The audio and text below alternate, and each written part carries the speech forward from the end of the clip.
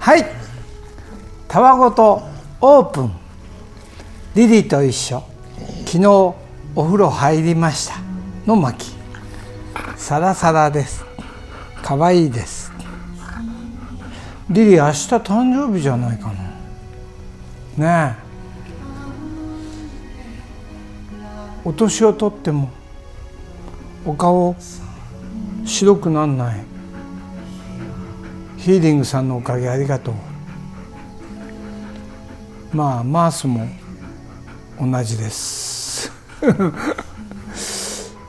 たわごと質問1クエスチョン。思考、要は知識のことですね。知識の果実、文明の思考文明の限界とマーさんがおっしゃっています。エデンをね出てしまった。一体なる万物に部分に名をつけることで若種の恐れを生むと、一体なる万物に部分に名をつけることで分かたれたという漢字、そこから恐れを生むと言われます。これね、誰が言ってるかってマースが言ってますと。そのことについて深く掘り下げていただきたいのですが、これね、マースアンサー見てみましょうか。これマースが答えてます。思考や知識の若種が消えると自我が消えていきますね。メディテーションとはその時にある真我の中へ帰っていくことですね。この真我の中っていうのはみんなが一緒になっちゃうっていうところなんですよ。やっぱり個性とか自分はこうだとかね、男だとか女だとかもそうなんだけどね、その中入るとね、もう自分の名前とか誰かとかねなくなっちゃうんですよね。でね、誰が入ってきてもね、敵とかねライバルとかね嫌いな人とかね、みんな一緒になっちゃうんですよ。そのメディテーションの中でですよ。真我の中に入るとね。だから真我の中に帰っていくことですねって、知識の果実がやむと、だから顕在意識、変性意識と顕在的意識、自我意識ですね。で自我意識っていうのは地球上ではいいこととされてるんですけども、言葉の世界なんですね。思考の世界だから、自と他とか敵味方というこういう万物全体と自分、自分は孤立した存在で他が万物であるというね、こういう、二極性二元性の世界っていうのがね、今の現代の人類のだからここに文明の限界、思考文明、この分離文明の限界と言ってんですね。やはりこの二元性だとやむなくね、喧嘩とか争いとか戦いとか競争とか取った捕らえたとかね、そういう文明になるんですね。その限界に今来てる。自我の限界ですね。でこれはエデンを出た当然人々は二元性の世界で生きてきたんですね。で思考を強めてきたんです。で思考が強まると部分の要は自我的スートラというんですかね、それがこう強力になっていく。そうしますと半霊半物質、霊的世界から半霊半物質っていうのはね、半分霊で半分物質というか、そういうことじゃないんです。本当は霊的世界なのに物質化していってしまう力が強力になるというふうに見てもらうといいですね。だから自我が強い、思考が強いと物質化現象が非常に自と他という分かたれの感覚になるっていうことですね。それね、なんて言ったらいいのかな、そういうのは科学者、そういう科学者いないからね、そういう方に説明してもらいたいんだけど、よく古い人が住んでない家をね、なんかあったですよね、トトロかなんかでね、どっか人がいない家見てないとね、朽ちるの早いんですよ。見てるとね、また人が住んでる方がね朽ちないっていう、自我が意識してね、それを維持する、物質を維持する力があるんですね。そんなことをね、科学者じゃないマースが言うのもあれなんですけどね、自我のね言語活動っていうのはね、物質化する力があるんですよ。霊的世界を物質化する力があるんです。だからね、半霊半物質じゃなくなっちゃうんですね。どんどん物質化していくんですよ。でその限界が今のこの世界の闇だと思いますね。ものすごく世界中の人が物質とか分かたれを信じている、思考を信じている。思考って分かたれなのって、はい、そうなんですよ。なんでかというと、思考の構造、デザインっていうのがありましてね、思考っていうのは名称付けの束なんですね。万物全体、未知なる万物、この美しい空や、木々やこのとてつもない神秘、今僕は空とか木とか言ったけど、それも名称付けですから、本当はなんだか分かんないんですよ。得体が知れない。リリって呼んだりワンマンって呼んだりしてるけど、リリでもワンマンでも宇宙人でもない、なんだか分かんないんですよ。自分の子供も自分の兄弟家族もみんななんだか分かんない。本当は全てがなんだか永遠に分かんないんですよ。生きてるかどうかも生まれたかどうかも、この世界がなんだか分かんないんですね。この美しさ、この安らぎ、なんだか分かんない素晴らしさそれをね、現代の人類は持ってないんですよ。なんだか分かっちゃってるんですよ。全部分かっちゃってるって言ってもですね、名前つけただけなんですよ。あれは空だなって。空じゃないんですよ。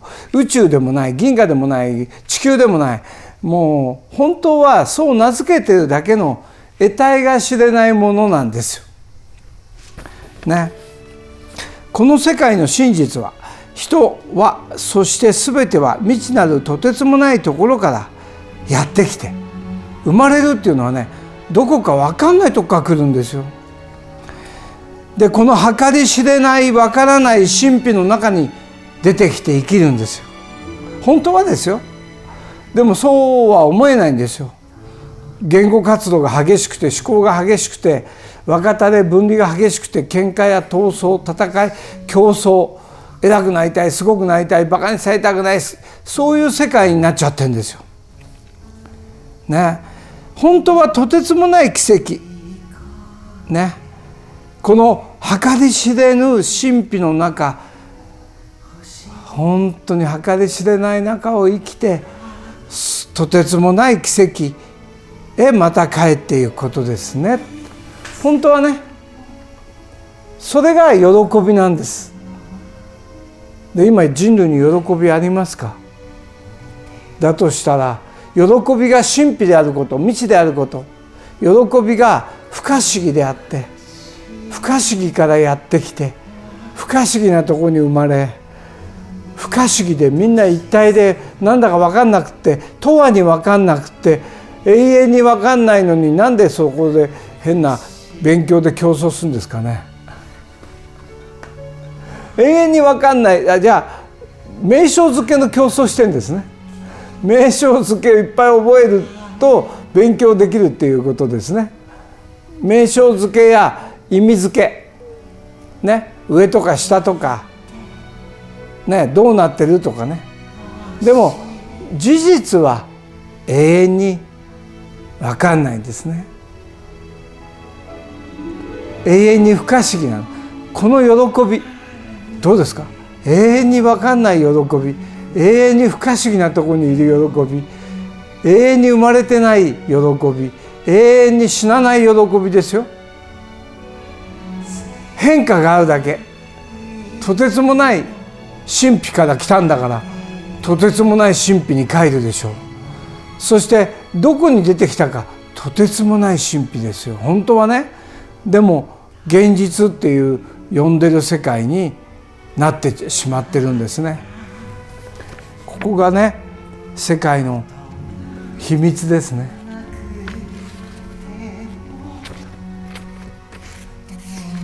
そういうとこに、これエデンですけどね、そういうとこに帰る夢を皆見てる。そういうとこに帰るっていうか、もう帰ってるんですよ。そこにいるんですよ。それに気づく、そんな夢を見て、本当のことに気づく夢、全人類が。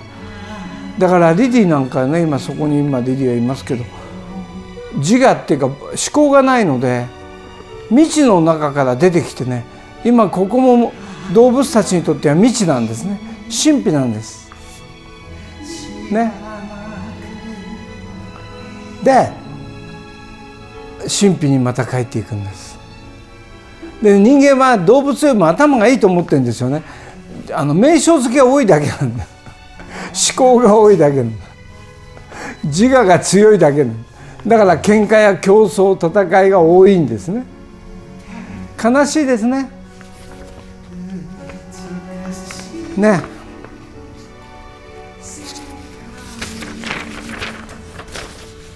たわごと質問2、この闇となった世界を美しきエデンに戻すにはどうしたらよいのでしょうかっていうご質問。マーサンサ、若たれの自我思考、知識文明からの自由に人類が皆気づくなら、とてつもない中に生まれてきて、どこから？神秘から。そしていつかまたとてつもない神秘に帰っていくっていうことに、人類が皆本当はそこにいるんだ、思考文明は妄想だということに気づくなら、今本当はどれほど美しき神秘の中にいるのかって感じて、至福に満たされた皆がね、世界となる。みんなが一体でね、みんながね、他を重んじて、他を思いやってね、お互いに尊重し、幸せで分かち合って、それが本当の人の世界、エデンですね。素晴らしい世界。そういうふうに人類がみんなね、子どもたちもそういう教育をしてもらえて、生まれたらね、思考文明が汚染しなければ、自我文明が汚染しなければ、愛として育ちます。美しい愛の化身として、神の一部として育っていきますね。ね。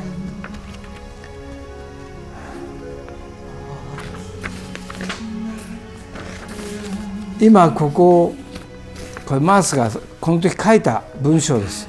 今ここ大自然を見てね、私たち人類はそれを自然界と呼んでいますが、しかし真実は未知なる神秘なるものの中なのです。今もね、とてつもなきところであることが真実であるのです。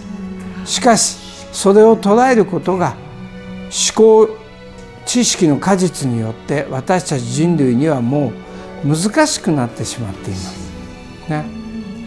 思考とはメディテーションの反対のもの、真我の反対のものなんですよ。真我、本当の我、みんなで一緒の我、一体の我、瞑想の中、至福の中ですね。これがね、自我顕在意識によって、自我意識によって私たち人類にはもうね、一体を感じることができないんです。神秘を感じることがね。鳥に空気が見えない、魚に水が見えない、人間に神秘の中にいることが見えない。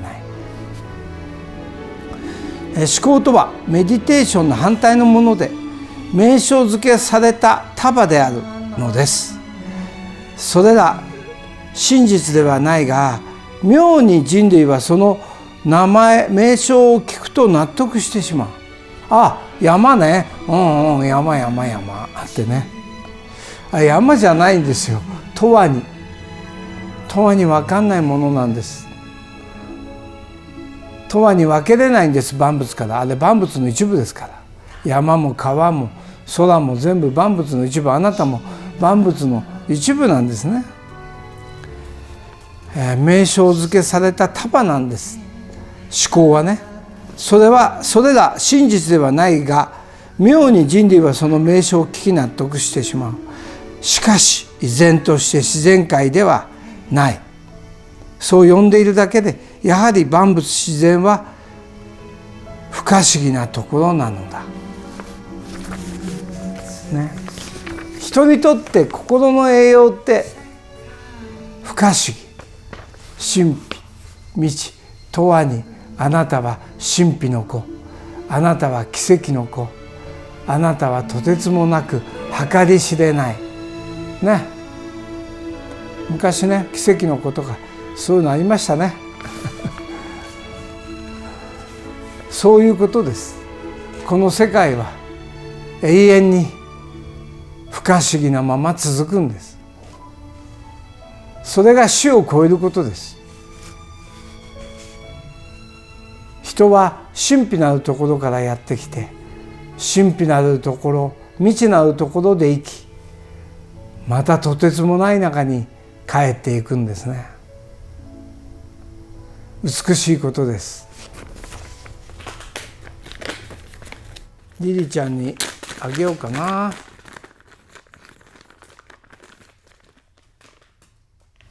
リリちゃん。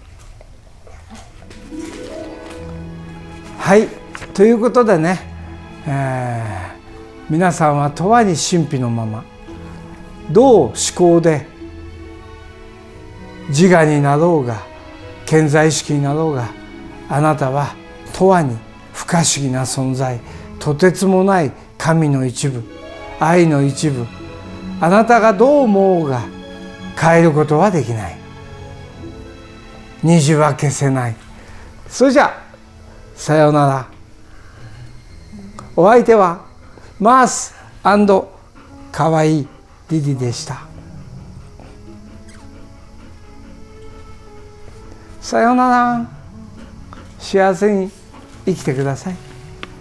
未知の中を、神秘の中をリリのように。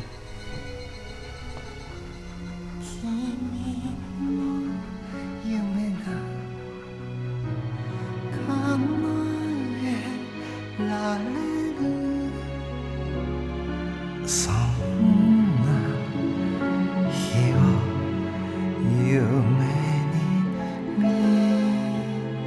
てる時の流れで消せる夢もある。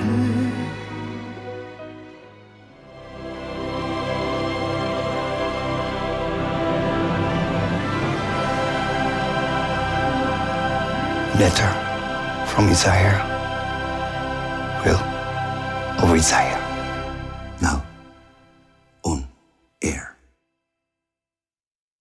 Digital distribution start.